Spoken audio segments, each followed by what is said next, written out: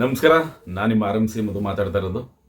ತುಂಬ ಜನ ಮೆಸೇಜ್ ಮಾಡ್ತಾ ಇದ್ರಿ, ವೋಟಿಂಗ್ ಲೈನ್ ಓಪನ್ ಆಗಿಲ್ಲ, ಯಾವಾಗಿಂದ ವೋಟಿಂಗ್ ಹಾಕೋಕ್ಕೆ ಸ್ಟಾರ್ಟ್ ಆಗುತ್ತೆ ಅಂತ. ಸೊ ಇವತ್ತವರೆಗೂ ವೋಟಿಂಗ್ ಲೈನ್ ಓಪನ್ ಆಗಿಲ್ಲ ಅಂತಂದರೆ, ವೋಟಿಂಗ್ ಲೈನ್ ಓಪನ್ ಆಗಿಲ್ಲ ಅಂದರೆ ಎಲಿಮಿನೇಷನ್ ಇರಲ್ಲ, ಇಲ್ಲ ಸೀಕ್ರೆಟ್ ರೂಮು, ಸೀಕ್ರೆಟ್ ಟಾಸ್ಕು ಈ ಥರ ಇರುತ್ತೆ. ಇಲ್ಲ ಬಂದಿರೋ ಗೆಸ್ಟ್ಗಳು ಬರೀ ಗೆಸ್ಟ್ಗಳಾಗಿ ಅವರಿಬ್ಬರು ಆಚೆನೂ ಹೋಗ್ಬೋದು, ಇಲ್ಲ ಉಳ್ಕೊಳ್ಳೂಬೋದು. ಯಾಕೆಂದರೆ ನನಗೆ ಗೊತ್ತಿರೋ ಪ್ರಕಾರ ಲಾಸ್ಟ್ ವೀಕಲ್ಲೇ ಅವರಿಬ್ಬರು ಹೋಗ್ತಾರೆ ಅಂತ ಎಲ್ಲ ಕಡೆ ಸುದ್ದಿ ಇತ್ತು, ಆದರೆ ಹೋಗಲಿಲ್ಲ. ಈ ವಾರನೂ ಕಂಟಿನ್ಯೂ ಮಾಡಿದ್ದಾರೆ. ಮೋಸ್ಟ್ಲಿ ಅವರಿಬ್ಬರು ಈ ವಾರ ಹೊರಗೆ ಹೋಗ್ಬೋದು, ಇಲ್ಲ ಯಾರಾದರೂ ಒಬ್ಬರನ್ನೋ ಇಬ್ಬರನ್ನೋ ಸೀಕ್ರೆಟ್ ರೂಮ್ಗೆ ಹಾಕ್ಲೂಬೋದು. ಸೊ ಆ ಕಾರಣದಿಂದ ವೋಟಿಂಗ್ ಲೈನ್ ಓಪನ್ ಆಗಿಲ್ಲ ಅಂತ ನಾನು ಅನ್ಕೊಂತೀನಿ.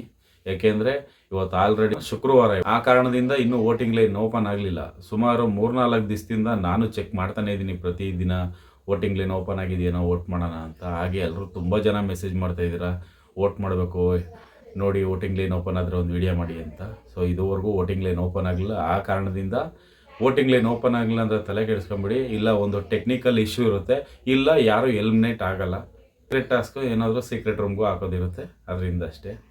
ನಿಮ್ಗೇನು ಅನಿಸುತ್ತೆ, ನಿಮ್ಮ ಅಭಿಪ್ರಾಯ ಕಾಮೆಂಟ್ ಬಾಕ್ಸಲ್ಲಿ ತಿಳಿಸಿ. ನಮಸ್ಕಾರ.